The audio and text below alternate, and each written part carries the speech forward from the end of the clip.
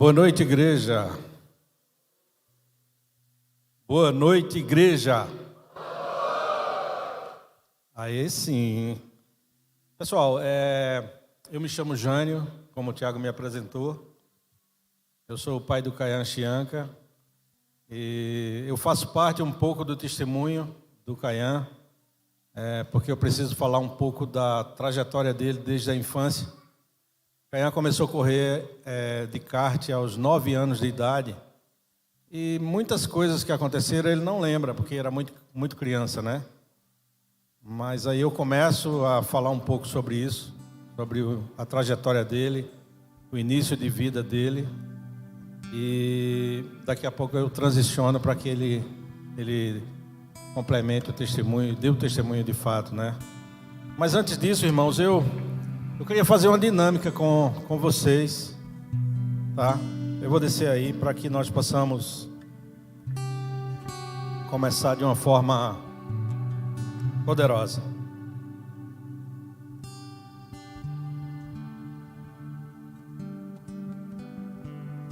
Eu queria, irmãos, que quem pudesse responder sim às minhas perguntas, levantasse uma das mãos, tá? E a minha primeira pergunta é o seguinte: quem de vocês aqui tem um sonho?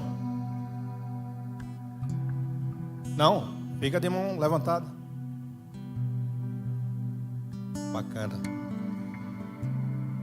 Quem de vocês aqui, pode baixar. Quem de vocês aqui tem um sonho que acha difícil de ser realizado? Tá, pode baixar a mão. Quem de vocês aqui tem um sonho que acha impossível de ser realizado? Fica de mão levantada, mais alto, por favor. Pode baixar a mão. Quem de vocês aqui tem um sonho que acha ultra, mega, hard, rock, hiper, super difícil de ser realizado? Levanta a mão. 1, 2, 3, 4. Vem cá, Bia. Vocês também. Quem mais levantou a mão? Cadê?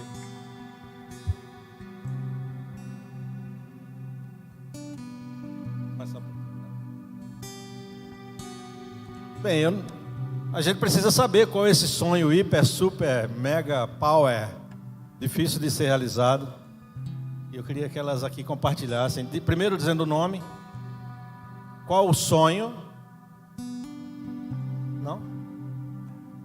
Mas pode vir, eu não vou perguntar o sonho. Pode vir. Pode vir, eu não vou perguntar o sonho.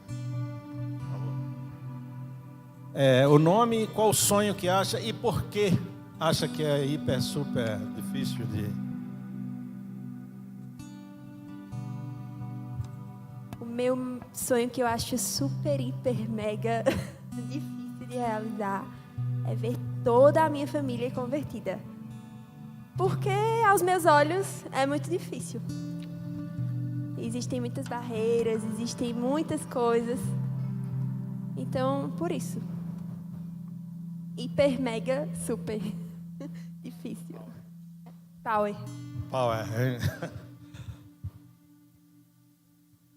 Bem, antes de eu me converter, eu tinha amigos que eram a minha turma, a minha tribo, com quem eu andava. E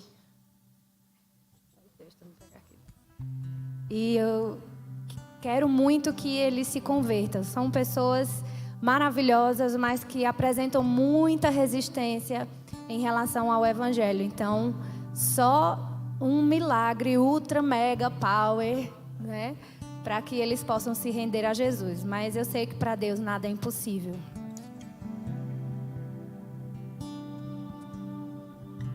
Mas vocês têm um sonho, pessoal, né?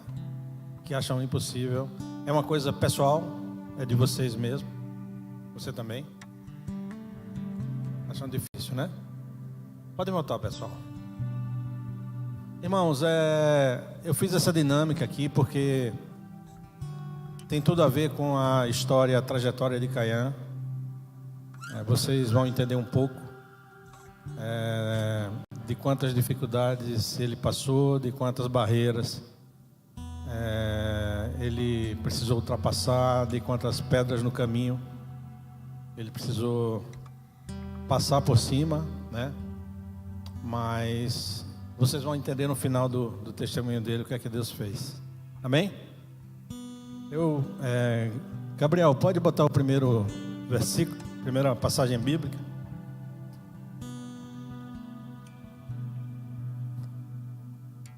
Eu usei essa referência aqui, irmãos, que está no livro de Salmos, Salmos 40, verso 5, que diz assim: Senhor meu Deus, quantas maravilhas tens feito, não se pode relatar os planos que preparaste para nós. Eu queria proclamá-los e anunciá-los, mas são por demais numerosos. O que é que o salmista está querendo falar com essa palavra? Que os sonhos de Deus, eles são maiores do que os nossos. Que aquilo que Deus tem preparado para nós é muito mais do que a gente pensa e muito mais do que a gente imagina. Só que a Bíblia fala às vezes que nós somos homens de pequena fé.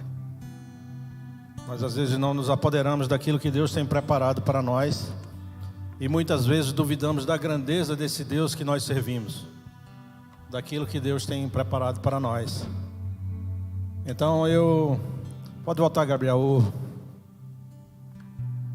Eu queria começar com essa palavra, acho que é a frase-chave do testemunho de Caian, que é: nunca desista dos seus sonhos. Mesmo que ele seja gigante, mesmo que ele seja, às vezes até ao nosso entendimento, inalcançável, mas Deus nos chama a acreditar que a gente nunca pode desistir dos nossos sonhos, porque Ele é fiel para cumprir aquilo que a gente pede. A Bíblia fala: pedi, pedi, dar-se-vos-á. E a palavra diz que às vezes nós não sabemos pedir. Se nós pedíssemos de fato, se nós perseverássemos de fato naquilo que Deus tem preparado para nós, essa frase da nossa existência, da nossa vida, seria uma coisa com muita certeza. Eu vou começar o testemunho do Caian com algumas passagens bíblicas para que os irmãos possam entender, né? Porque a história de Caian, eu considero que é muito parecida com a história de Davi, né? E o Deus que nós servimos é o mesmo Deus que foi ontem, que é hoje e que será sempre. Então eu não podia deixar de fazer um pouco da exortação, né? De trazer um pouco da palavra do Senhor, para que vocês pudessem entender esse movimento que Deus fez há alguns milhares de anos atrás, e que Deus continua fazendo dessa mesma forma com as nossas vidas. Eu queria abrir, irmãos, aí, queria que os irmãos pudessem abrir a Bíblia no primeiro livro de Samuel, no capítulo 15, nos versículos 11 e 17. 1 Samuel 15, 11 e 17.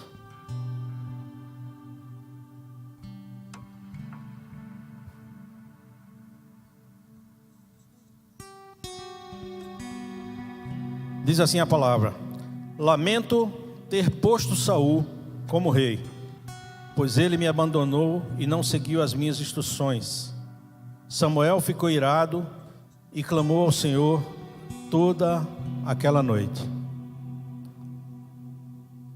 Observe, irmãos, aqui Deus está falando de Saul.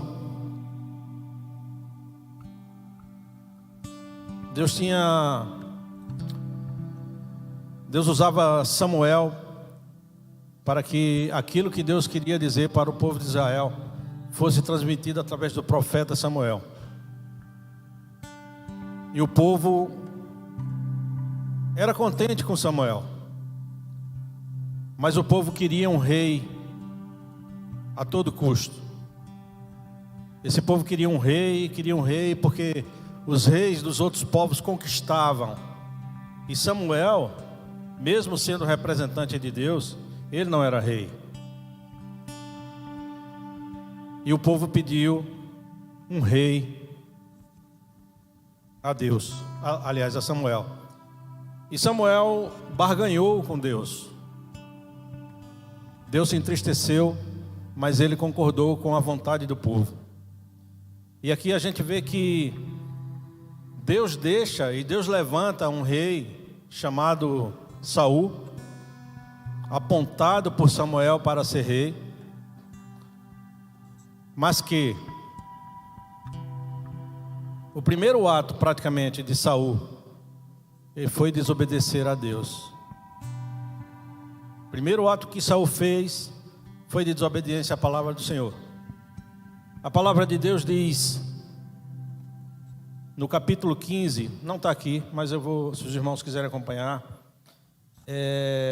Deus fala com Samuel e manda Saul destruir os amalequitas, o povo amalequitas que outrora tinha atacado o povo de Israel. E agora o povo de Israel tinha um representante chamado Saul, e Deus exorta Samuel a falar com Saul, para que Saul pudesse atacar os amalequitas. E diz assim a palavra no capítulo 15, no versículo 3: Vai, pois, agora, e fere Amaleque, e destrói totalmente tudo o que tiver, e não lhe perdoes, porém, matarás desde o homem até a mulher, desde os meninos até os de peito, desde os bois até as ovelhas, e desde os camelos até os jumentos. O que é que acontece? Saul desobedece. Saul traz cativo o seu rei dos amalequitas. O povo dá perdão a esse rei. E ele ainda traz bois, jumentos e tesouros. E Deus não se agrada. A partir desse momento, irmãos, pode pular para o versos 17, por favor, Gabriel.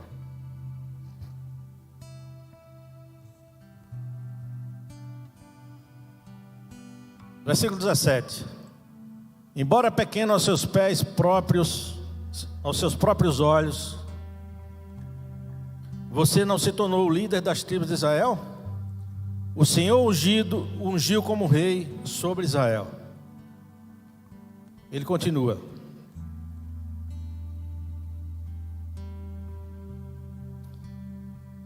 Ele continua no versículo 18 falando que: E enviou-te o Senhor a este caminho e disse: Vai e destrói totalmente a estes pecadores, os amalequitas, e peleja contra eles, até que os aniquiles. Por quê? Pois não deste ouvidos à voz do Senhor, antes voaste ao despojo e fizeste o que era mal aos olhos do Senhor. Mas eu queria interromper aqui essa palavra de Samuel, só para que os irmãos entendam, e vocês vão entender um pouco mais à frente no testemunho do Caian. O povo pede um rei, Samuel intercede a Deus para que Deus dê um rei ao povo de Israel. Deus permite que Saul seja rei, e no primeiro ato de Saul desobedece a palavra de Deus. Eu queria interromper aqui e queria, Gabriel, que você colocasse um vídeo de Caian, e os irmãos vão, na sequência, vão entender essa palavra que eu estou falando agora. O vídeo do Globo Esporte. Ele não tem 12 anos, pouca idade e uma fama. Esse é Caian, mais conhecido como... Você vai saber agora. Ele parece gente grande. É tratado como adulto pelos mecânicos e como um bebê pela mãe. Tem 12 anos e no kart sabe muito mais do que os mais... Tinha um kartódromo, eu andei também e comecei a ganhar dos adultos. E tava o presidente da federação lá, ele pediu para eu fazer um teste e fui mais rápido também. Aí comecei a andar. O nome dele é Caian Chianca. Para os pais, dentro das pistas, ele é conhecido pelos amigos como Seninha, sinal que de velocidade ele entende. E o apelido veio da própria família Senna. É que Kayan corre com o sobrinho de Ayrton Senna no Campeonato Paulista, uma das principais competições de kart do país. Me chamam lá de Seninha mesmo.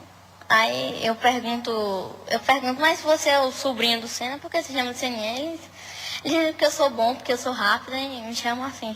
E o pernambucano de Garanhuns já é campeão paulista, potiguar e pernambucano. Este ano ele só está participando do Paulista, que tem 12 etapas. Correu 3 e está em primeiro lugar. Além do sobrinho de Senna, tem deixado um concorrente de renome para trás. E que nome! O neto do Nelson Piquet. Os bons resultados animam o pai de Kayan, que para acompanhar o filho, esquece até o trabalho. A gente tem que deixar nossas empresas, porque ele, além de... É uma criança de 12 anos, completou 12 anos agora, a gente tem que estar junto, né? A mãe até tenta acompanhar, mas coração de mãe. Eu já tentei fazê-lo desistir desse sonho dele, mas ele é fiel a esse sonho e ele diz que não desiste de forma alguma e que ele quer ser piloto de Fórmula 1. Um sonho fácil de justificar. Foi Deus que me deu esse talento, né? Só Deus que pode explicar. Vamos aplaudir ao Jesus?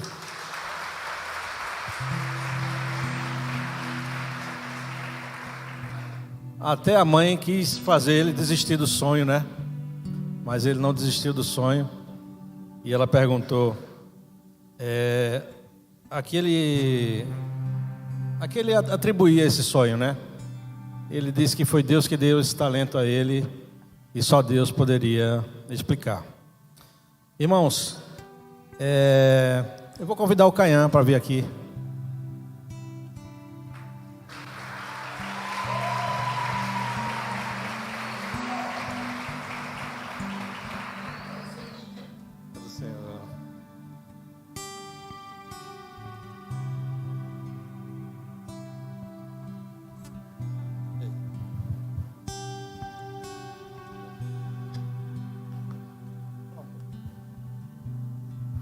Boa noite, meus irmãos. Tô um pouquinho diferente aí do que vocês me viram, né? A voz também é um pouquinho diferente. Depois devolve meus pneus do meu carro, viu? Como eu costumo falar, Painho fala 90% do tempo. Ele fala por nós dois. Mas eu queria começar um pouquinho contando a minha história de como eu comecei nessa carreira, né? Que sempre foi um sonho para mim. Vamos começar do começo. Eu sou nascido em Natal, no Rio Grande do Norte, mas com meses de vida a gente veio para cá, para Garanhuns. Então eu me considero um garanhuense, que cresci minha vida toda aqui. Grande parte da minha vida fiz escola, colégio aqui em Garanhuns. Então tenho o título de cidadão garanhuense, então me considero um garanhuense. Desde que eu me conheço por gente, eu sempre disse a meu pai que eu queria ser piloto de Fórmula 1, piloto de alguma coisa. Eu nunca disse a ele que queria ser jogador de futebol, nem médico, nem veterinário, nada. Eu sempre quis ser piloto. Então, quando eu tinha 6, 7 anos de idade, ele comprou uma motinha para mim.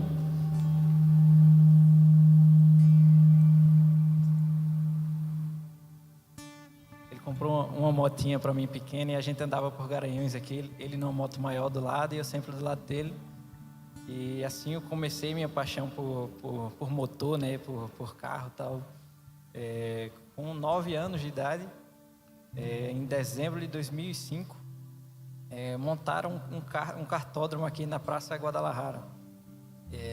Hoje é Praça Mestre Dominguinhos, né? Então eu enchi o saco dele pra gente ir para lá, para essa pista, para andar de kart. Foi meu primeiro contato com o kart, foi esse. Cheguei lá na pista a primeira vez para andar, ganhei de todo mundo. O rapaz que organizava lá até pediu para eu ficar indo lá, porque animava os pais das outras crianças e a estimular eles a andarem e não terem medo, né? E daí foi meu primeiro contato com kart. Alguns meses depois a gente foi para Aracaju, passar o carnaval lá. E assim que a gente chegou em Aracaju, na orla lá, eu vi um outdoor com os karts passando, assim, era um outdoor que se mexia. E mais uma vez eu fiquei, pai, vamos, deixa eu andar de kart e tal. Eles, tá, vamos ver. Aí a gente chegou no hotel, a gente cansado, já eles cansados, né? Eu criança com 9, 10 anos, daí subi no balcão, moço, onde é o kartódromo aqui pro atendente? Ele disse, é bem aqui na frente. Aí o pai não teve mais como fugir, né? Aí eu fiz ele me prometer a me levar lá no kartódromo. Então a gente foi pro kartódromo, chegando lá, tava cheio, lotado, que era carnaval. Mas a gente pediu para me encaixar em uma corrida lá de kart, só tinha gente grande e tal, mas meu pai ficou com medo de eu correr no meio de tanta gente grande. Mas o pessoal lá viu que eu estava querendo muito correr, então disse, não, a gente toma cuidado com ele, quando a gente for passar por ele não bate e tal, tenta ter cuidado. Tá bom, vamos lá. Aí quando a gente foi para a corrida, eu ganhei a corrida, dei volta até no terceiro colocado.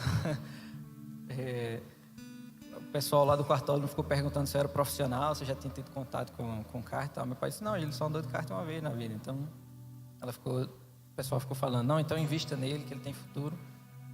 E foi assim, na quarta-feira de cinzas, a gente marcou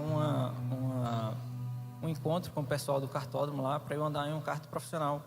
E ele avaliar como seria o meu desempenho, né? Então, a gente foi nesse dia, na quarta-feira. E ele falou, tá, se ele virar, o pessoal aqui andou uns pilotos profissionais, se ele fizer um tempo parecido com eles aqui, tá ótimo, se ele ficar um segundo abaixo, tá ótimo. E aí eu fui andar e fui um segundo mais rápido do que esse pessoal. Então, ele também ficou perguntando se eu já era profissional, se eu já tinha tido contato, e ele disse que não. Ele disse, então vamos investir na carreira dele, invista na carreira dele, que eu acredito que ele pode ter futuro. E aí a gente já pegou os contatos do pessoal que já mexia com kart profissional, e ele indicou os campeonatos que eu poderia fazer, e assim comecei. Isso foi em 2006. Nesse ano eu já disputei o finalzinho do Campeonato Pernambucano de kart, ganhei algumas corridas. No outro ano a gente já entrou mais profissional, mas eu vou contar daqui a pouco para vocês. Mas esse foi o comecinho da minha carreira.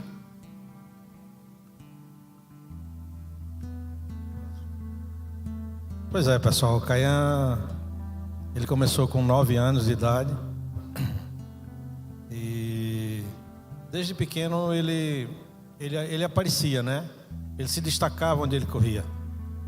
Era um mundo novo para nós, o kartismo. E ele tinha esse sonho focado na cabeça dele, né? Que ele tinha um sonho de se tornar um piloto profissional. Eu achava um mundo muito distante, né? Um esporte de alta performance, mas um esporte muito caro. O próprio kart era um esporte que exigia um esforço muito grande. E nós conseguimos um patrocínio para Caian a partir desse primeiro ano que ele disputou as últimas etapas do Campeonato Pernambucano. Ele foi eleito a revelação do campeonato. E no ano seguinte, nós conseguimos um patrocínio do Banco HSBC. Caian começou a correr. E eu comecei a ver que existia a possibilidade de nós fazermos isso de uma forma profissional, né?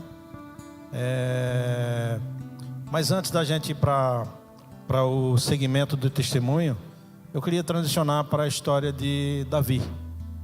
Eu queria, irmãos, que vocês abrissem a Bíblia aí em 1 Samuel 16 agora. A partir do versículo 1. A gente vai ler o versículo 1 e depois a gente vai pular para o 5º até o 13º. Eu vou ler rápido para que não fique mais que uma pregação e seja de fato um testemunho. O Senhor disse a Samuel: até quando você irá se entristecer por causa de Saul? Eu o rejeitei como rei de Israel. encha o seu jarro com óleo, azeite, né? E vá a Belém. Eu enviarei a Jessé. Escolhi um dos filhos dele para fazê-lo rei.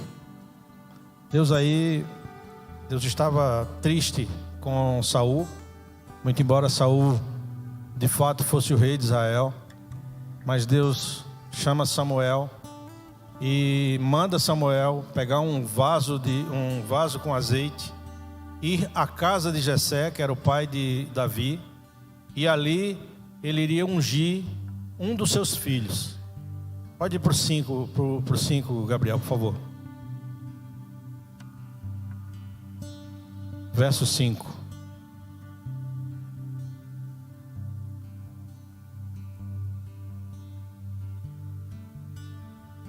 Ok?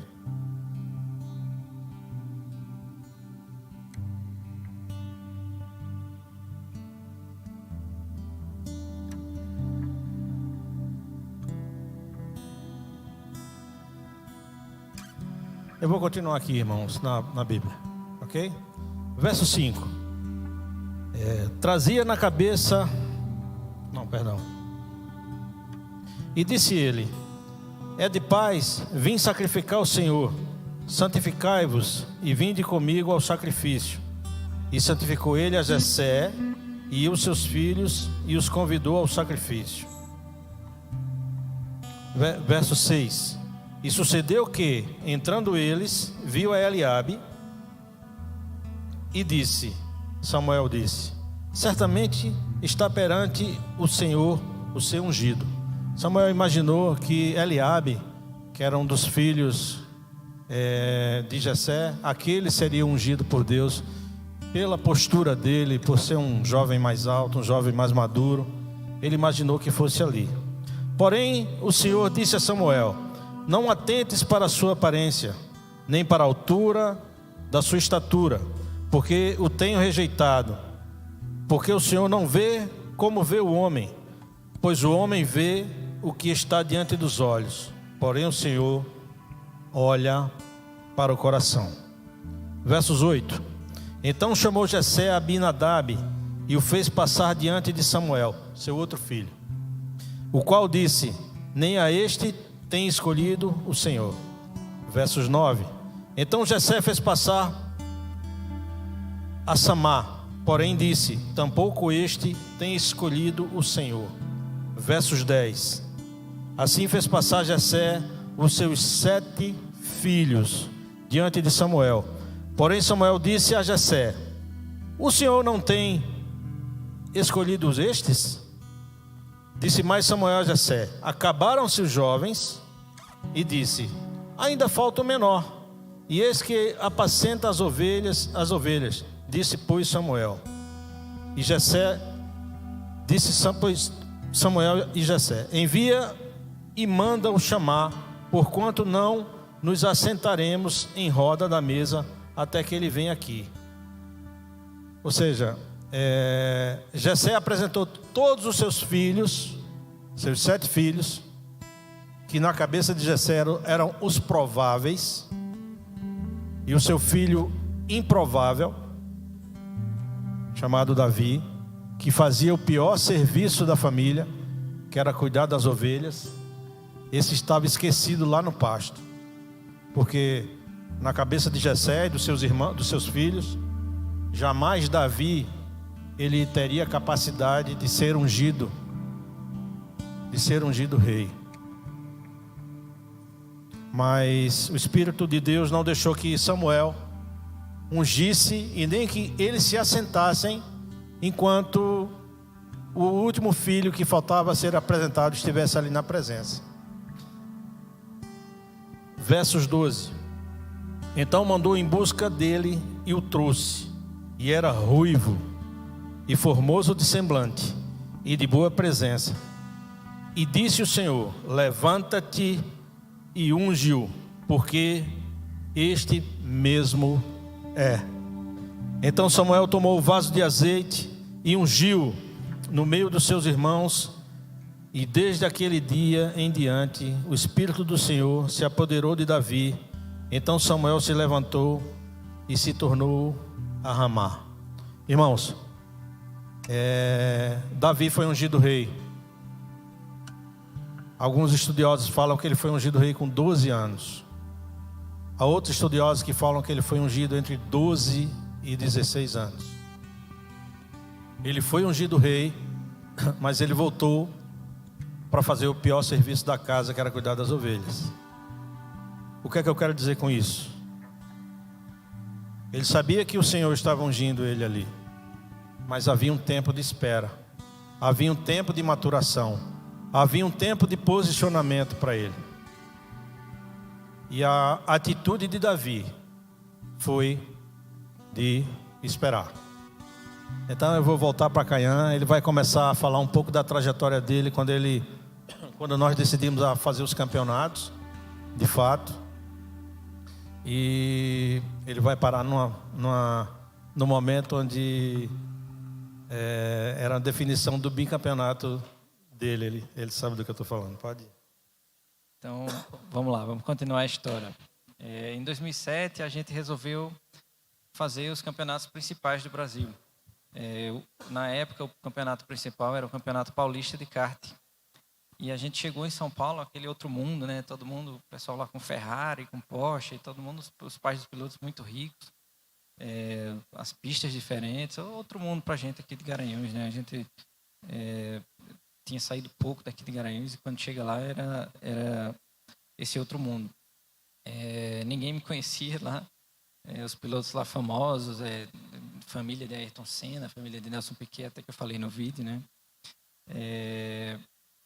Mas na primeira corrida eu saí com a vitória de lá, e aí o pessoal já começou a falar meu nome, né? Na segunda corrida, eram 2 corridas, então a gente fez a primeira corrida, eu ganhei, e na segunda corrida eu fui segundo. Mas o pessoal lá da organização do kartódromo errou o lugar que colocavam os cones lá, errou uma curva lá que a gente fazia. A gente deixou de fazer a curva e passava reto. E aí, mas só foi uma curva, não mudava quase nada. Mas aí os pais dos pilotos que ficaram lá para trás começaram a reclamar porque tinha errado a curva, tal, que não podia, que era para fazer a corrida de novo. Foi aquela confusão, né? Aí terminou a corrida, aí juntou todo mundo, juntou os pilotos, os pais dos pilotos, o pessoal reclamando até, né? Aí o pessoal da organização, não, vamos deixar os pilotos resolverem, são eles que correram, vamos deixar eles resolverem. Mas tudo criança, né? Com 11, 12 anos. Não, quem quer correr de novo, levanta a mão. E aí eu levantei a mão de novo, só que eu já tinha sido primeiro e segundo, né? E aí meu pai atrás de mim, não, Caio, baixa a mão. Não, eu quero correr, levantei a mão. E aí, por um voto, a gente correu de novo, teve que correr de novo. Ou seja, se eu mantenho a mão abaixada, eu não corri de novo, né? Eu era líder do campeonato, o segundo lugar já estava ótimo, né? Mas a gente foi para a corrida e eu ganhei a corrida. Eu fiquei bravo com ele porque ele tinha ganho a primeira, tinha ficado segundo a segunda corrida. Ele voltava de São Paulo mais uma vez líder do campeonato com uma pontuação boa, né? E aí o voto dele foi, eu tinha alertado, não levanta a mão. Ele levantou a mão porque o interesse dele era de correr. E eu fiquei bravo e fiquei dizendo, tomara que tu quebre, tomara que tu perca, né? Sabe, porque mas aí ele foi lá e ganhou a corrida. E quando acabava a corrida, eu tinha que ir lá num local chamado Parque Fechado. Os pais tinham que ir lá buscar seus filhos, né? Ele tinha chovido bastante nessa corrida, ele estava parecendo um pinto assim molhado. E eu fui buscá-lo assim meio que escondido com vergonha, e ele de peito lavado, porque tinha dado o voto certo e tinha ganho, né, filho?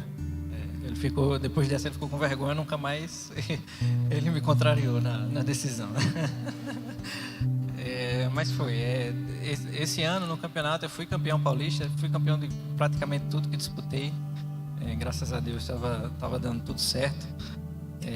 Eu sabia que aquilo era um sonho para mim e realmente era o que eu queria fazer. Eu estava vendo que Deus tinha me dado talento para isso. Então, toda corrida que eu ganhava, eu sempre comemorava assim, tá aqui a foto até apontando para os céus. Com 11, 12 anos eu já entendia isso, que vinha de Deus isso, né? Então, esse ano eu terminei sendo campeão de quase tudo que eu disputei. No ano seguinte, eu já subi de categoria. Eu tinha a opção de continuar na mesma categoria que eu estava, mas a gente resolveu dar um passo adiante e subir de categoria. Eram com os karts maiores, os karts mais rápidos, sabe? E mesmo assim o campeonato foi ótimo. Tive algumas quebras no começo do campeonato, mas tive várias vitórias. Cheguei no final do campeonato em terceiro lugar. Eram 3 corridas, a última corrida eram 3 corridas seguidas e só os 3 primeiros do campeonato tinham chance de ser campeão. E eu cheguei com 40 e poucos pontos de desvantagem no primeiro, mas ainda tinha chance matemática, era bem difícil, tinha que ganhar. Eu sabia que era bem difícil, tinha que ganhar praticamente todas as corridas, fazer volta mais rápida, fazer pole position, que ganha ponto, né? Eu largar em primeiro. E aí a gente começou o final de semana. Eu comecei bem, sendo mais rápido nos treinos, fiz a pole position, ganhei a primeira corrida. Na segunda corrida, um piloto me tocou lá, ele até foi desclassificado, mas eu fiquei em segundo. E na terceira corrida, só o segundo piloto já não tinha mais chance de ser campeão, sobrou para mim e o que estava em primeiro colocado no campeonato. Eu precisava ganhar a corrida e ele chegar em quarto para ser campeão por 1 ponto. E ele era aqueles pilotos bem assim,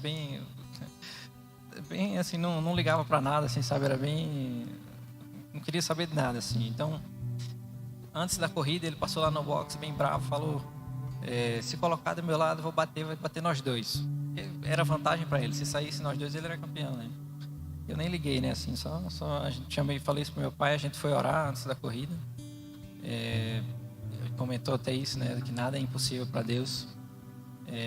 Então, na corrida, eu larguei, o grid invertia da última corrida, então eu terminei em segundo na última corrida e larguei em sétimo, eu inverti os 8 primeiros. Eu larguei em sétimo, mas na primeira volta eu já estava em primeiro. Passei todo mundo na coisa, eu estava em primeiro. E aí eu abri distância do pessoal e vinha tentando acompanhar onde meu concorrente estava na pista, né? E vinha cantando dentro do capacete, vinha cantando aquela música Hoje o Meu Milagre Vai Chegar.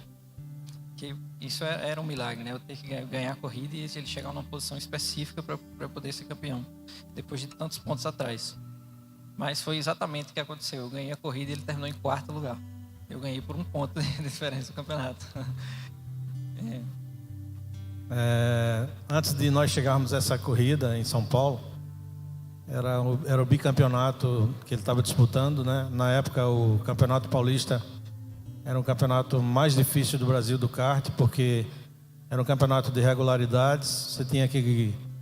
O campeonato começava em fevereiro, terminava praticamente em dezembro. Eram muitas provas, eram muitos pilotos disputando do Brasil todo.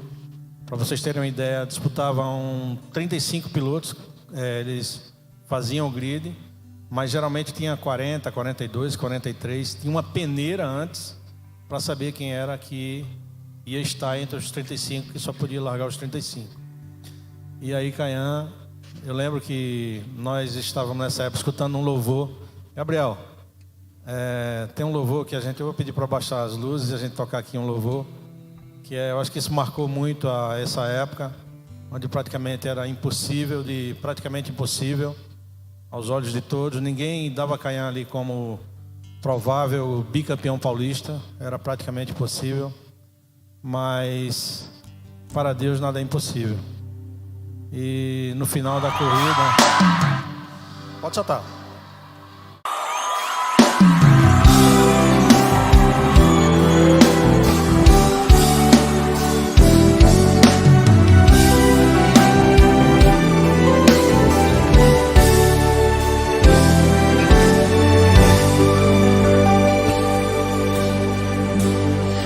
Acredite, é hora de vencer.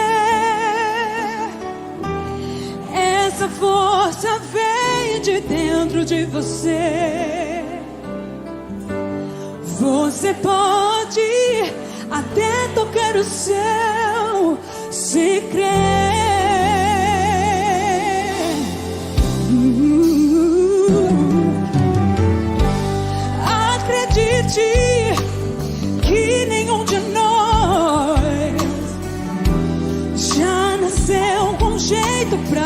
super-herói.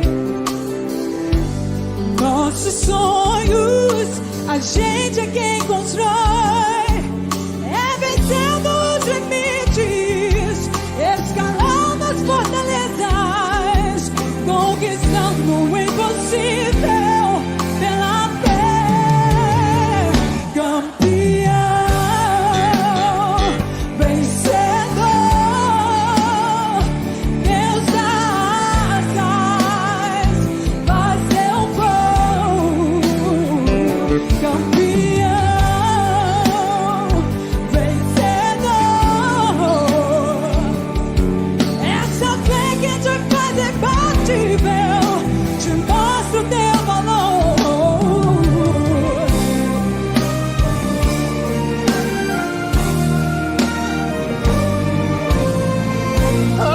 Acredite que é hora de vencer. Essa força vem de dentro de você. Você pode até tocar no céu se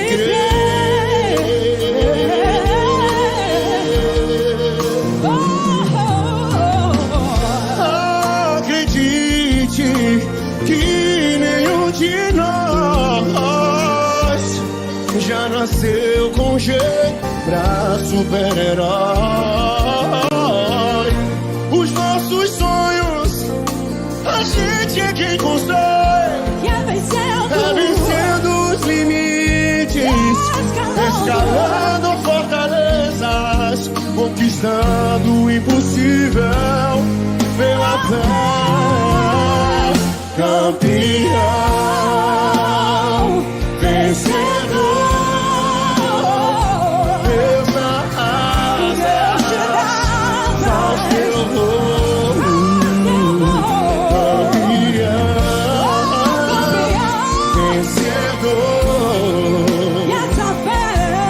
Essa fé que te faz imbatível, mostra o teu valor. Tantos recordes você pode quebrar, as barreiras você pode ultrapassar e vencer.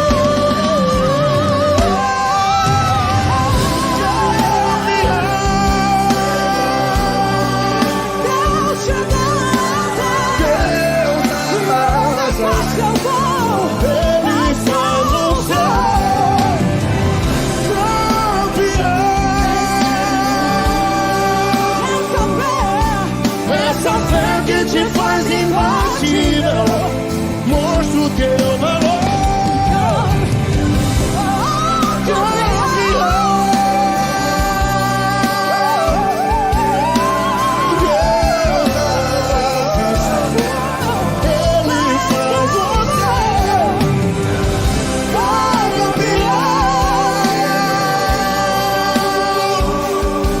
Essa fé que te faz imbatível, mostra o teu valor.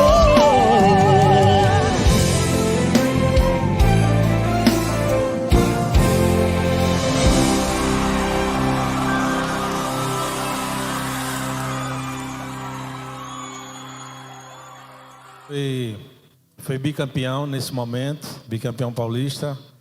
E ele pegou uma folha de papel e escreveu assim: nada é impossível para Deus. E ali ele foi para o pódio, dobrou esse papel, tirou do macacão na hora de receber o troféu e ele abriu. Eu lembro que eu chorei muito com essa cena, né? Porque eu entendia que a confiança que Deus nos deu, a mim e a minha família, de criar nossos filhos no ensinamento da palavra, em dar o primeiro lugar a Deus, a forma como ele se portava desde criança, a forma como ele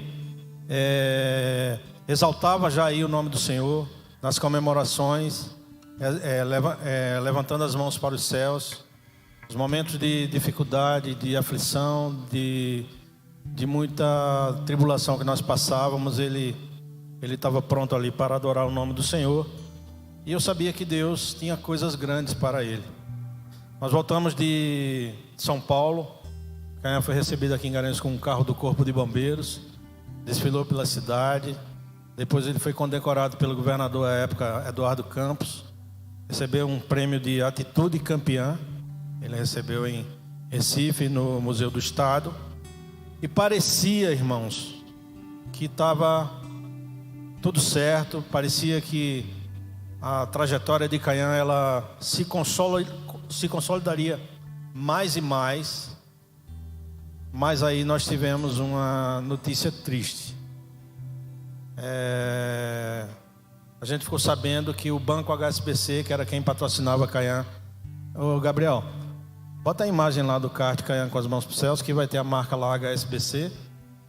E Caian, nesse momento, o Banco HSBC decidiu encerrar suas operações aqui no Brasil. E Caian perdeu seu patrocínio. E aí a gente tentou de alguma forma ver se nós dávamos continuidade para que Caian pudesse continuar correndo nessa trajetória vitoriosa que ele vinha tendo, né? E eu, com muita dor no coração, com muita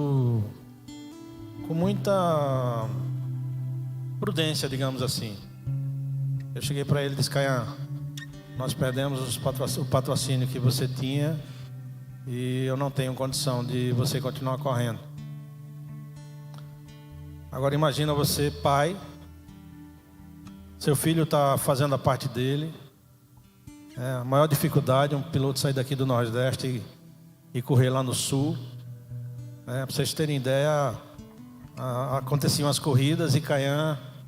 Aconteciam as corridas agora, daqui a 2 dias, eles já mudavam o traçado, o formato do circuito. E os pilotos que moravam lá próximo treinavam. Caian chegava numa sexta-feira à tarde, fazia um treino, tinha que passar para a equipe o setup do carro, quais eram aquilo que ele achava que precisava mudar, porque tem vários acertos, calibragem de pneu, dureza de eixo, abertura de cambagem, são muitos os ajustes que o kart e o carro tem. E ele precisava se virar nos 30 num treino de 40 minutos. Isso faz toda a diferença. Ele precisava passar para a equipe o que era que estava acontecendo para que ele pudesse performar. E ele, com essa dificuldade que nós tínhamos, até questão financeira, porque um jogo de pneu na época era R$1.000, um jogo de pneus desse tamanho, que dura 40 voltas. Até isso nós precisávamos economizar. Mas a mão de Deus era na vida de Caian, e ele conseguia, mesmo diante de todas as dificuldades, fazer pole positions e conquistar vitórias e títulos. E aí chegou um momento de eu dizer a ele que ele não iria mais correr. Ele tinha 12 anos de idade quando eu disse: Caian, nós vamos desistir. Isso foi um baque na minha vida, né? Isso de correr sempre foi um sonho para mim, e para mim era a minha vida isso, né? Tá num kartódromo, num autódromo, dentro de um kart, de um carro, sempre foi um sonho para mim, e não poder mais fazer isso foi um baque na minha vida. Mas eu segui firme em Jesus, sempre orando, sempre pedindo para eu voltar a correr um dia, que ele sabia que isso era o desejo do meu coração, e eu acredito que ele não teria colocado esse desejo no meu coração, essa vontade disso, se não fosse para fazer isso. Mas a gente voltou para Garanhuns, eu terminei o colégio, depois do colégio eu me mudei para Maceió para fazer faculdade de engenharia mecânica.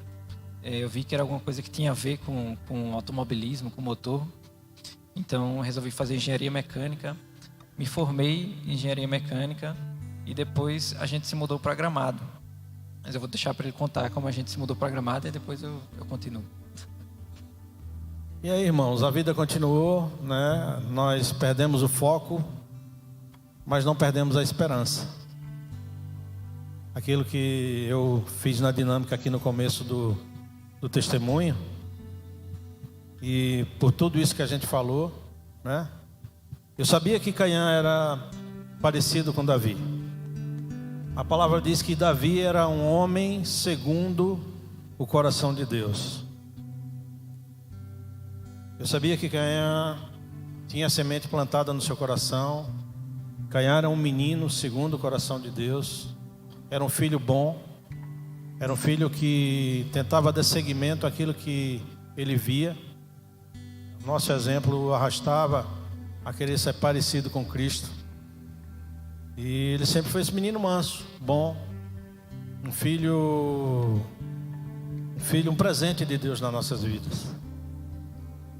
E eu tentava encorajá-lo, tentava encontrar alguma forma de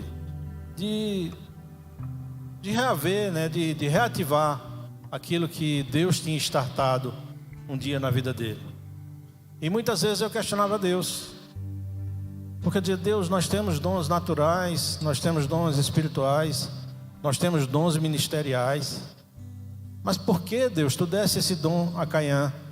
E por que tu não completa essa obra na vida dele? Eu me coloquei muitas vezes de joelho, questionei Deus, né? Mas aí eu comecei a perceber o quão parecido Caian era de Davi. Gabriel, mostra aquela foto do Caian no capacete, por favor. Caian carrega a estrela de Davi no seu capacete. Não sei se vocês conseguem. E no pescoço também. No pescoço também. E aí, irmãos, o que eu falei aqui como pregação, né? Eu comecei com Saul. Comecei falando que Deus ungiu Saul. Saul desobedece a Deus. E Deus decide ungir Davi rei. A Bíblia fala que Davi foi ungido 3 vezes rei. Mas que Davi, ele soube esperar o tempo para assumir o reinado. Davi teve a oportunidade de ceifar a vida de Saul, como muitos de vocês sabem, mas ele não fez, porque ele sabia que o tempo dele ainda estava por vir. Aquilo que Deus tinha reservado e preparado para a vida de Davi, Deus ainda iria cumprir. Então, Deus me consolava com essa palavra sobre Davi. Eu fazia muita alusão a Caian, eu o exortava, e eu tinha essa convicção dentro do meu coração, que o Deus que nós servimos, Ele é fiel para cumprir. Eu dizia: Caian, nós servimos a um Deus que nele tudo nós podemos, né? Eu dizia: Caian, agrada-te do Senhor e Ele satisfará os desejos do teu coração. Eu levava alguns versículos para Caian, para que ele tivesse essa convicção no seu coração e ele não desistisse nunca. E eu falava muito de Davi a Caian, falava do tempo de Davi, do tempo de Deus, o quanto Davi esperou e os seus desafios. O quanto Davi foi desafiado pelo próprio Saul, que Saul sabia que Davi seria o próximo rei. Mas ele esperou o seu tempo. E aí, meus irmãos, certo dia, Deus falou com minha esposa. E Deus foi lá em Gênesis 12. E Deus disse assim: sai da tua terra, da tua parentela e da casa dos teus pais, e vai para a região que eu te mostrarei. Deus está falando com Abraão nesse momento, onde Abraão estava fazendo ídolos para o seu pai. E Deus o encoraja a sair dali. E Deus promete coisas grandes a Abraão. E de uma forma sobrenatural, nós decidimos como família deixar toda a nossa estrutura e sair daqui de Garanhuns e morar em Gramado. Nós decidimos sair daqui e morar em Gramado. E ficamos ali durante 1 ano e meio, mais ou menos, sem entender o que é que Deus tinha preparado para nós. Nós tínhamos uma vida confortável aqui. Nós tínhamos nossos negócios, nossas coisas, a igreja onde nós congregávamos. E hoje a gente entende perfeitamente o que é que a gente foi fazer lá. E certo dia, quando o Caian terminou a faculdade, 1 ano e meio mais ou menos, quando nós estávamos lá, eu fiz o convite a Caian para que ele fosse para Gramado ficar conosco. Caian tinha acabado de chegar dos Estados Unidos, tinha passado um tempo com um primo lá, e ele estava na cabeça que, como as coisas não estavam acontecendo na vida dele, naquilo que ele queria, ele estava querendo ir embora para os Estados Unidos. Pai, as coisas não estão dando certo, eu tenho minha noiva que estava terminando a faculdade, eles falavam em casar, e eu disse, não, mas vem para cá, faltam 6 meses para a tua noiva se formar, e vem ficar conosco aqui em Gramado. Pode ser que aqui de repente, você é engenheiro mecânico, né? E pode ser que de repente Deus arrume um emprego de engenheiro mecânico para você e está tudo certo. E aí, ele me obedeceu. Eu obedeci, né? Como um bom filho. Eu fui para Gramado, levei vários currículos. Antes disso, eu já tinha falado a ele que não tinha mais esperança em correr. Eu já me via velho, assim, relativamente velho, né? E vi os pilotos que correram comigo de kart, tudo correndo de carro, né? Tudo correndo em caminhão Stock Car, andando na Sprint Race, outros andando de Porsche, tudo correndo de alguma categoria, e eu sem correr, né? Alguns pilotos que andavam atrás de mim no kart, onde eu era mais rápido do que eles, e isso me doía no coração, eu não poder estar ali, né? E eu cheguei a dizer ao meu pai que não tinha mais esperança de correr.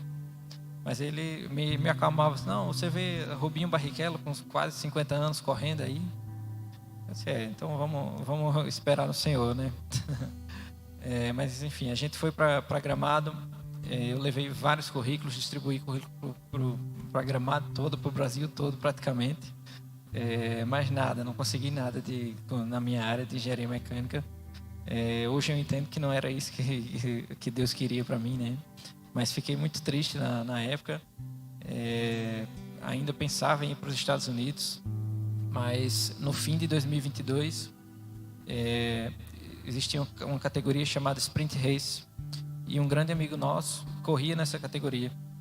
E teve uma corrida lá em Tarumã, que fica a 100 km de distância de Gramado.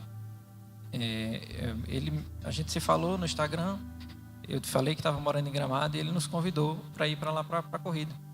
A gente resolveu ir, fomos no sábado, assistir a corrida, pegamos o carro e fomos para lá. Chegando lá, era aquele mundo de novo que eu tanto gosto, né? De ver um carro de corrida e estar na pista. Falamos com os amigos, o pessoal que a gente conhecia, que já corria.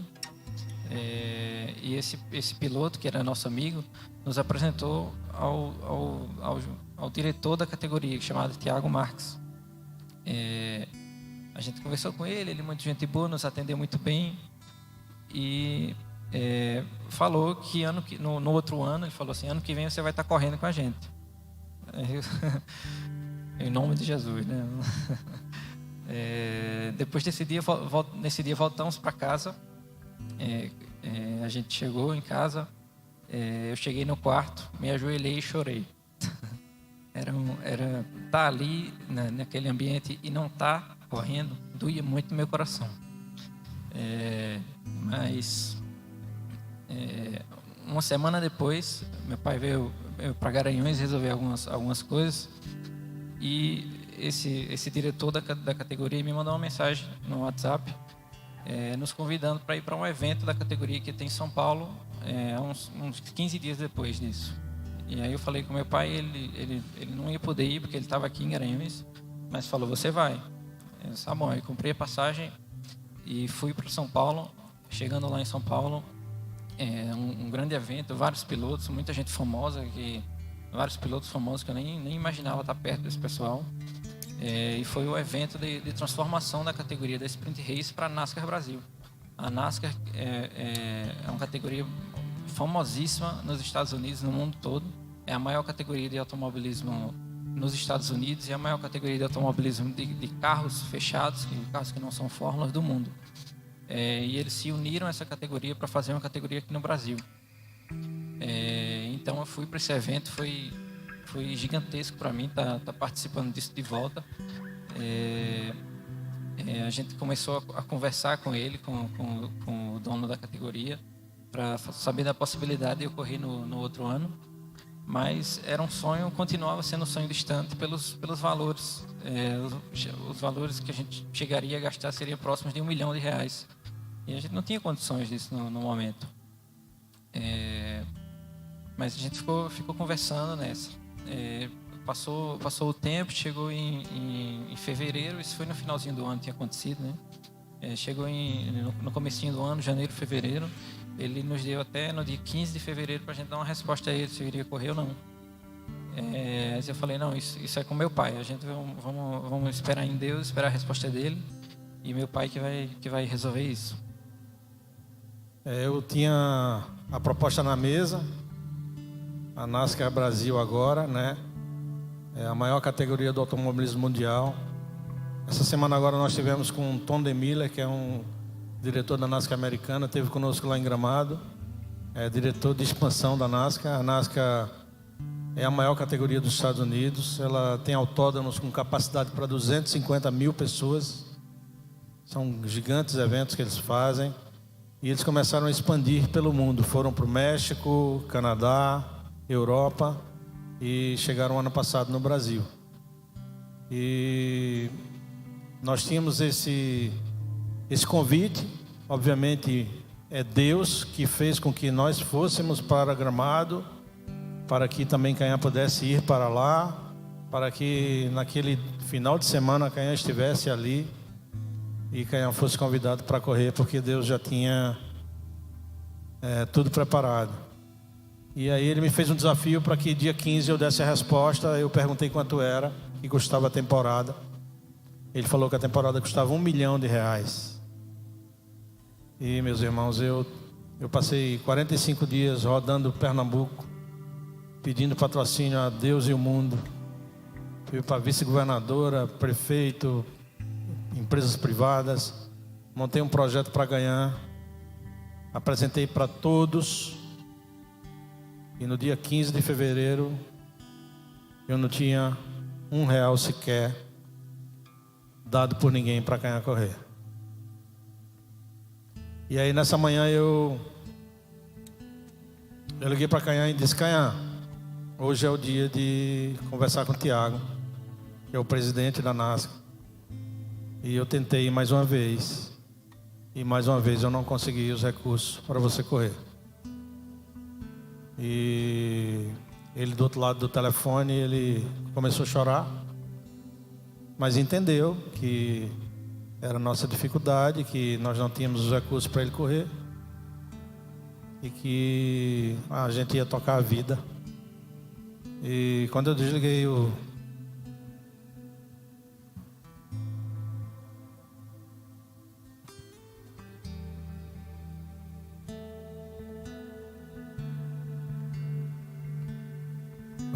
telefone, eu também chorei.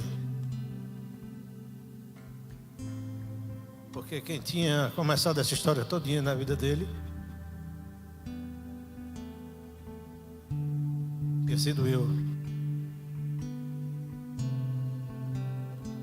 Eu me senti ali impotente, não fazer com que o sonho dele se realizasse, né? Se concluísse. Mas ali eu decidi orar. Eu fui pro quarto, orei. E quando foi à tarde, o telefone tocou. Tiago, se aí, pai? Tudo certo para Caiã correr? Eu disse: Tiago,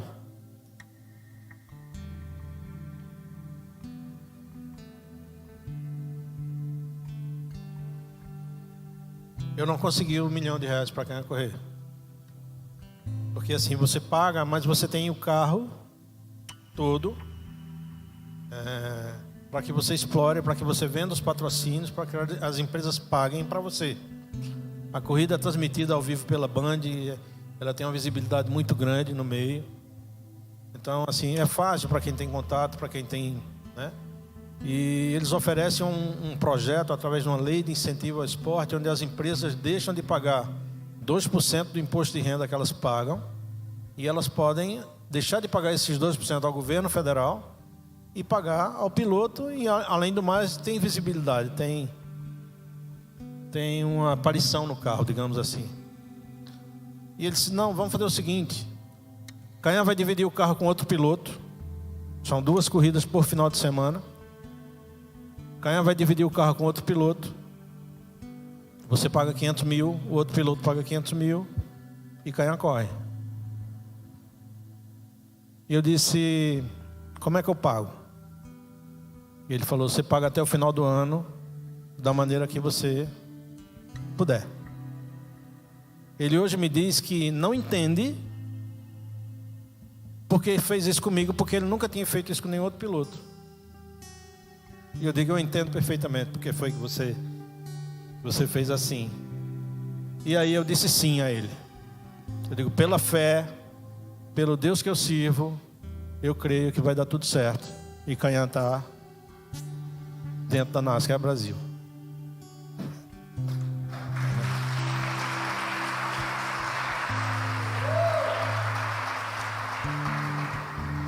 E meu desafio agora era como ligar para ele e avisar isso a ele sem chorar antes.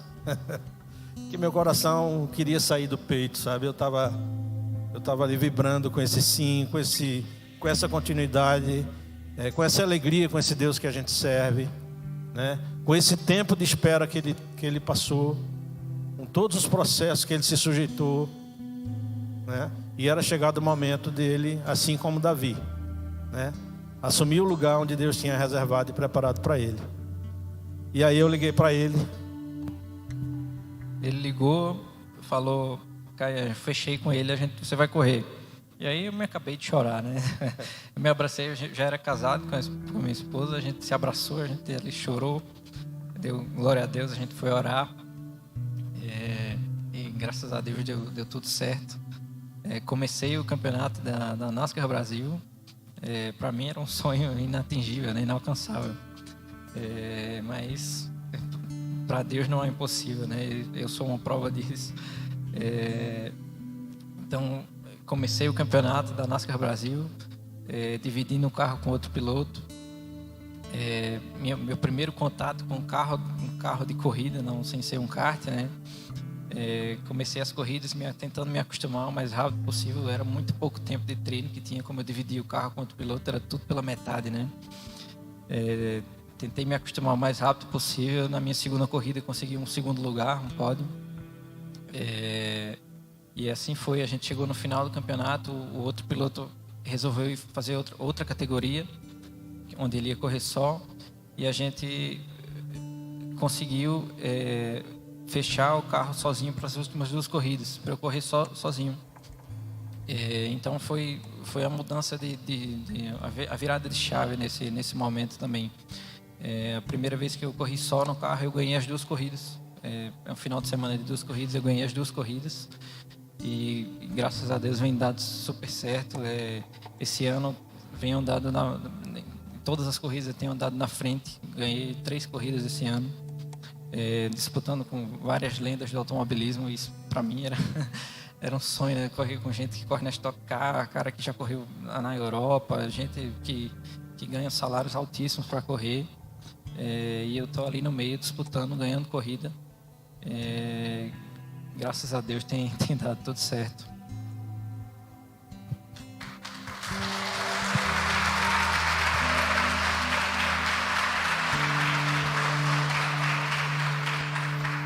Caian, ano passado, ele, apesar de no começo do campeonato dividir o carro com outro piloto, mesmo assim ele no final do ano ele ficou em 3º lugar no campeonato.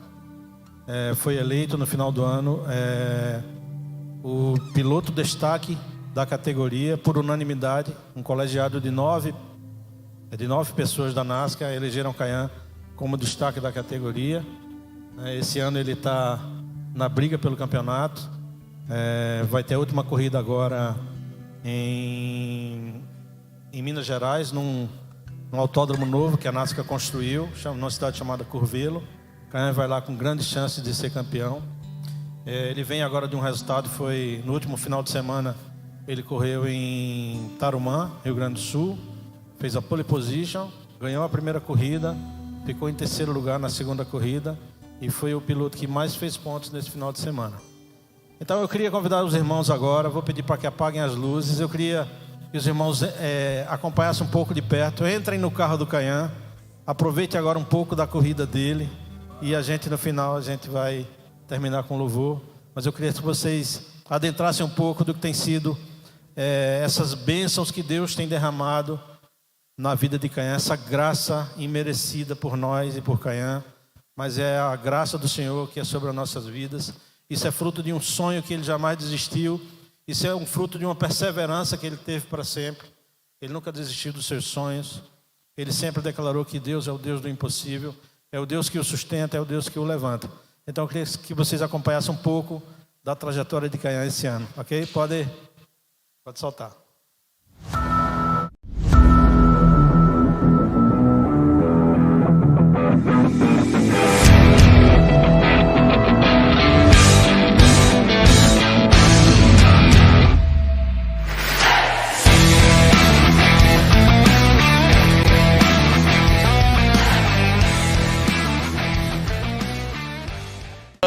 Carro número 4, como vem chegando ali para tentar se dar bem a partir da disputa entre o Beto Monteiro e o Léo Reis, que ataca por fora, que vai tomar o toque de mata.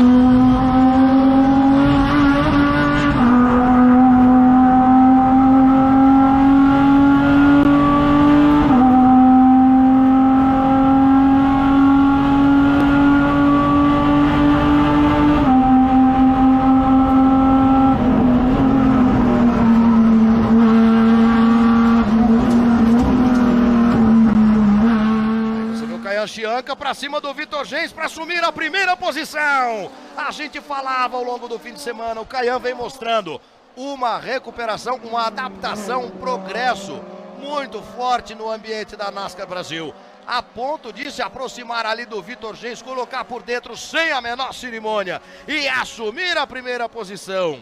Ele que é piloto potiguar, morou em Garanhuns, Pernambuco, hoje mora em Gramado, no Rio Grande do Sul, hoje mora na liderança da NASCAR Brasil.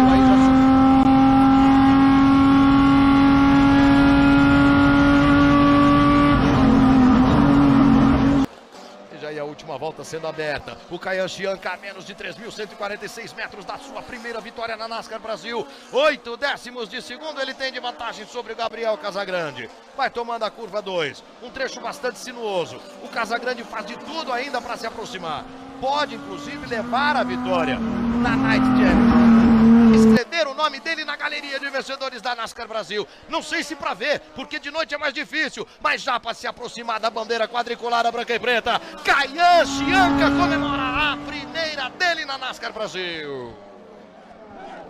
Faz festa a equipe de Caian Chianca pela primeira vitória. E na última, o Casagrande é exatamente o mesmo tempo de volta. Do Caian Chianca com a equipe, com a família. É aquele momento em que o mundo fica pequeno. Ele vai pro teto do carro, ele vai pro topo do mundo.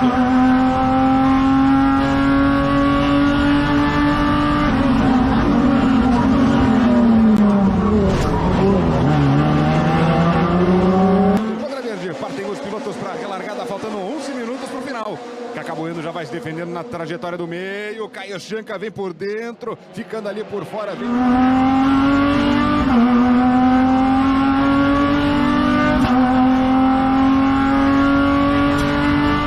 Chianca já faz uma boa relargada, pulando para a segunda posição.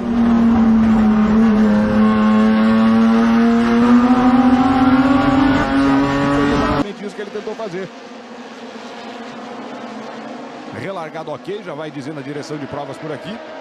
Tudo certo no procedimento, e olha o Caian, olha o mergulho, onde passa um boi, passa uma boiada, quer chegar junto também para fazer a ultrapassagem ali o Rafa Dias, e vai tomando de tudo quanto é lado. Quem vai à guerra dá e leva, toma de um lado, toma do outro, espalha daqui, tenta colar, todo mundo disputando essa primeira posição, e o Caian Chianca assume a liderança. Vem para ser primeiro colocado no trecho de baixo do circuito, colocou por dentro e não deu chance para os adversários. Que bela disputa, Rodrigão. Eu fico emocionado quando vejo isso no automobilismo, né? A gente vê o Caian Chianca, né? Um piloto jovem disputando com o Cacá Bueno, esse dragão do automobilismo. Olha só que coisa mais linda, Rodrigão. E vai tentando abrir o Caian, que está fazendo uma excelente corrida, um grande final de semana. E pulou de uma volta de terceiro para segundo, para primeiro, melhor dizendo.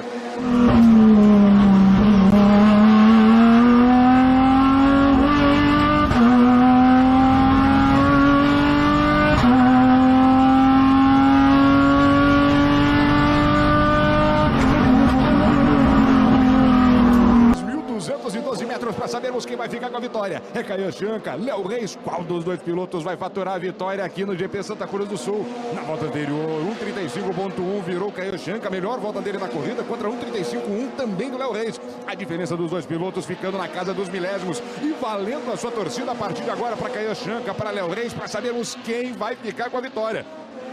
Kayan se mantendo um pouco mais à frente, fazendo um grande final de semana, um excelente desempenho do piloto. E o Léo Reis ali atrás pensando. E o Léo vai fustigando, acreditando, tentando essa primeira posição. Ele sabe que precisa dar o bote o quanto antes. Será que vem de NASCAR Busch? Será que vai dar potência? Será que os dois têm botão de ultrapassagem? Usando tudo e mais um pouco da pista agora o Léo Reis. É o momento para sabermos quem vai ficar com a vitória. Saiu mais embalado aparentemente. Vem com mais ação ali o Kayan Chianca. Vamos ver se o Léo Reis vai conseguir acompanhar, se ele vai conseguir fazer alguma coisa na frenagem da última curva. O Kayan ficando mais à frente para trazer a vitória e agora é com sorriso, carinho, suavidade, trazer para se encontrar com a primeira posição. O Léo Reis tentando tracionar melhor, mas o Kayan Chianca já vai vendo a bandeira quadriculada na comemoração. Kayan Chianca alcançando o primeiro lugar aqui em Potenza.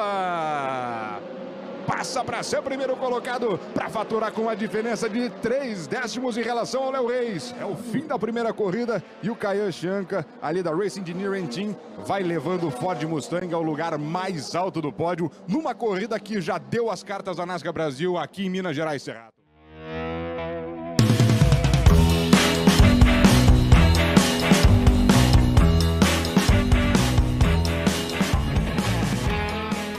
Metros e 9 curvas ao todo. E aí você vê também o grid de largada com Kayan Chianca na primeira posição, o Léo Torres que vai aparecendo em segundo, depois na terceira colocação Vitor Andrade, a quarta posição do Vitor Vai James, ser uma corrida maravilhosa, um oval de verdade. Vai começar o show, vai começar o espetáculo e você tá ligado com a gente aqui diretamente de Viamão, na Grande Porto Alegre. 21 graus é a temperatura nesse momento. Kayan Chianca vem por dentro, por fora, o Léo Torres, vamos aguardar a luz vermelha e a partir de agora tá valendo, bandeira verde. Partem os pilotos para os 25 minutos de prova aqui no circuito da Aruan. E olha essa imagem agora. Kayan Chianca, Léo Torres e Gabriel Casagrande e Vitor James, os 4 primeiros colocados. O Vitor Andrade também precisando se defendendo, o Jorge Martelli. O Vitor precisa desse resultado para manter viva a chance dele na disputa pelo campeonato. E o Kayan Chianca um pouquinho mais à frente, olhando, acompanhando, vendo o Léo Torres junto dele. Eles vão alinhados pela reta, em instantes a relargada para uma volta. Tá valendo, bandeira verde, partem os pilotos para o recomeço de prova e agora vale tudo. Última volta da corrida com tudo absolutamente em aberto. Me parece que ficou um pouquinho mais para trás do Vitor James em relação ao Gabriel Casagrande, mas ele já saiu embalado. Talvez para ser o primeiro colocado, consegue assumir a posição.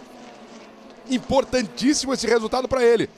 E agora quem que tem NASCAR Booster para subir a reta, Rodrigo? E tem 9 segundos de delay, teve carro escapando lá atrás. Teve carro que escapou lá atrás, não sei se foi o Filipinho Toso, mas teve carro escapando, bem no tala. E com isso, pela última curva do circuito, vai chegando o Kayan Chianca. Todo mundo provavelmente vem para despejar o NASCAR Busch agora. O Léo Torres vem junto, vem colado, acreditando, sonhando. O Kayan Chianca um pouco mais à frente. Gabriel Casagrande tomando pressão do Vitor James. Passa Kayan Chianca, alcançando o primeiro lugar aqui em Tarumã.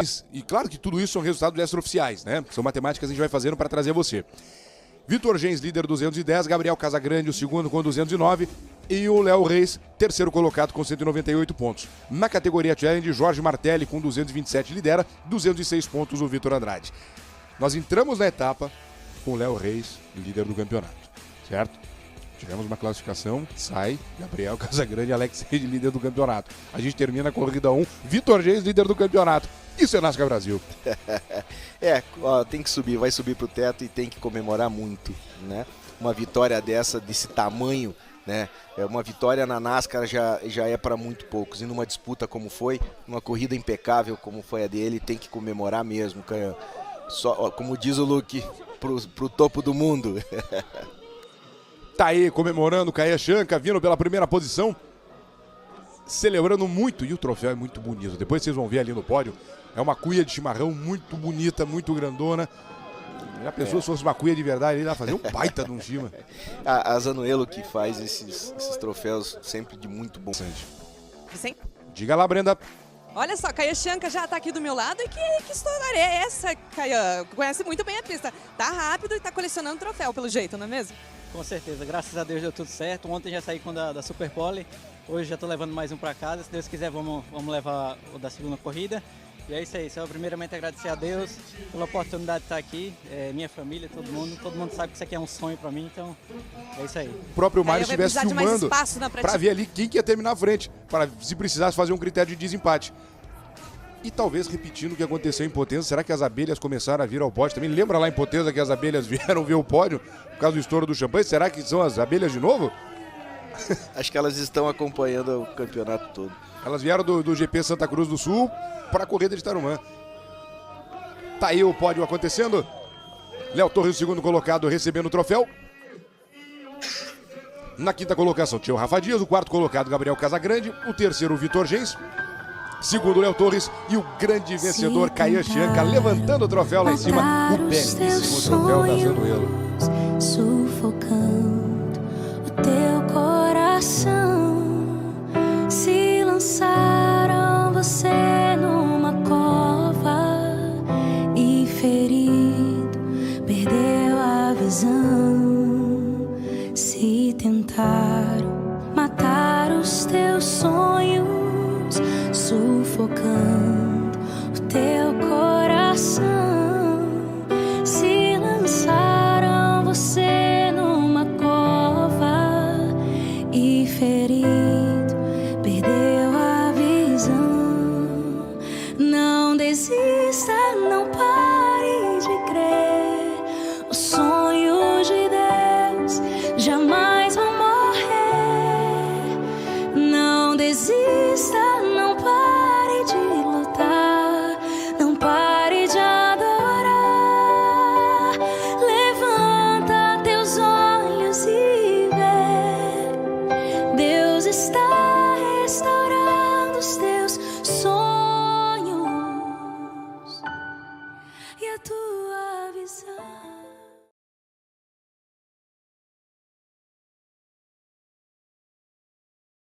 Amém.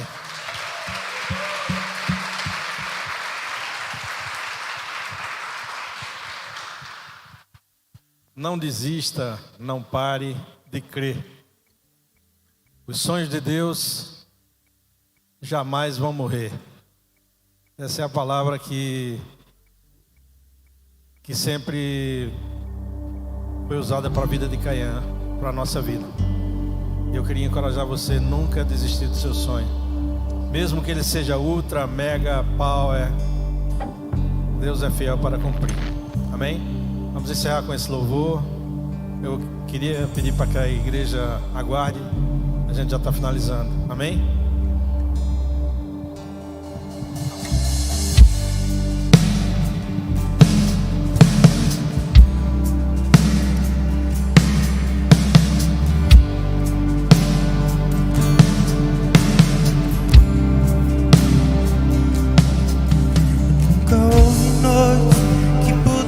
Pedir o nascer do sol e a esperança, e não há problema que possa impedir as mãos de Jesus para me ajudar.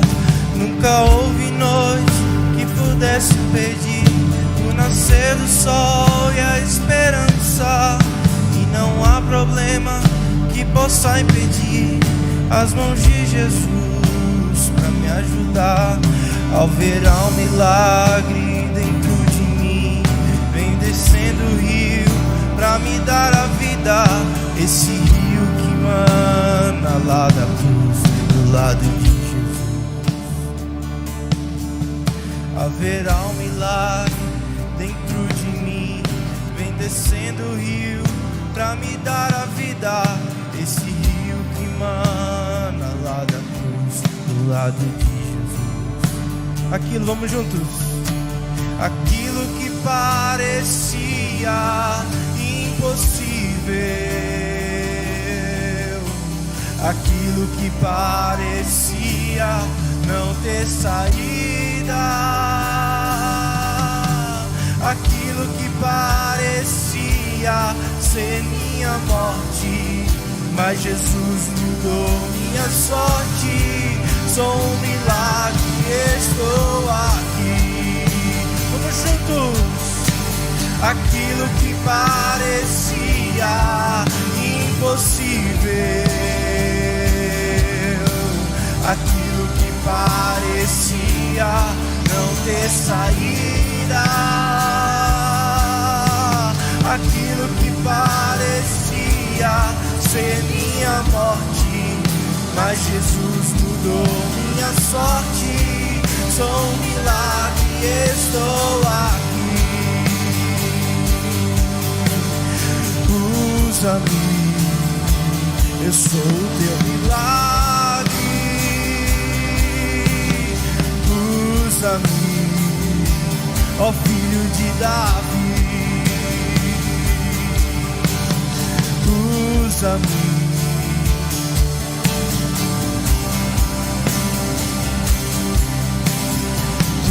Usa-me, eu quero te servir. Aquilo que parecia impossível, aquilo que parecia não ter saída, aquilo que parecia ser minha morte, mas Jesus mudou minha sorte. Sou um milagre. Pessoal, certo dia... Pode continuar. Certo dia, Caian foi disputar uma prova numa cidade chamada Farroupilha, no Rio Grande do Sul. E era um campeonato brasileiro. Nós ficamos hospedados numa cidade chamada Bento Gonçalves. Ficava a 20 e poucos quilômetros, mais ou menos, de Farroupilha. E estava muito frio nessa época. Era Rio Grande do Sul, geralmente estava 2 graus negativos, 1 grau negativo, 0 graus. E a única diversão que tinha quando ele acabava os treinos era uma piscina aquecida que tinha nesse hotel que a gente ficou. Um hotel por nome de Downlander, era o nome do hotel. Ele disputou o Campeonato Brasileiro, bateu, não foi bem nesse campeonato. E acabou a corrida para nós no sábado. Ele retornou para o hotel. E quando nós chegamos no hotel, ele disse: pai, eu vou brincar com meus amigos lá na piscina. Eu digo: vá, eu vou tomar um banho, vou trocar de roupa e te pego pra gente almoçar aqui no hotel mesmo. E eu tomei banho, troquei de roupa, voltei pra piscina onde ele estava com uns amigos ali. E quando os amigos deles me viram que eu estava trocado de roupa, quiseram me derrubar na piscina. Eu pegava eles assim pelo fundo da calça, jogava lá no meio da piscina. E Caian veio querer me derrubar também. Eu estava com o celular no bolso da bermuda e eu empurrei Caian. Ele resvalou e bateu a cabeça na quina da piscina. E aí abriu uma fissura, abriu um corte grande na cabeça dele. E ali não parava de sangrar. Eu acho que pegou algum vaso. E foi meio desesperador para nós. Eu botei uma toalha, a toalha ensopou de sangue. A gente foi socorrido pelo pessoal da recepção do hotel. Ele foi pro hotel, fez uma cauterização, uma sutura, e ele voltou com um curativo desse tamanho pro hotel. E a única diversão que tinha para ele no hotel era justamente a piscina. Nosso voo estava marcado para voltar para Pernambuco numa terça-feira. E por conta disso, eu disse: Caian, o que é que a gente vai continuar ficar fazendo aqui no hotel? As corridas não deram certo, você não ganhou, não tem troféu para receber, porque nós tínhamos comprado o voo para terça-feira, porque se ele fosse campeão brasileiro, eu acho que teria um jantar, uma cerimônia na segunda-feira. Por precaução, eu comprei o voo para terça-feira. Ele olhou para mim e disse: pai, vamos embora. No outro dia de manhã eu fui lá no aeroporto e consegui antecipar nosso voo da terça-feira para o domingo. E nós viemos embora para Garanhuns no domingo. Na terça-feira eu estava à tarde, chegando em casa, e estava estampado na TV avião da TAM passa pela pista e bate e morre todo mundo. Esse era o avião que nós vínhamos. Esse era o avião que era para nós estarmos lá. E Deus nos deu esse livramento, porque Deus tem um plano gigante para nossas vidas. E aquilo que parecia impossível, hoje é possível de se ver a graça de Deus nas nossas vidas. Então, Deus, além de tudo, Ele é especialista em dar livramento, em abençoar. Amém, meus irmãos?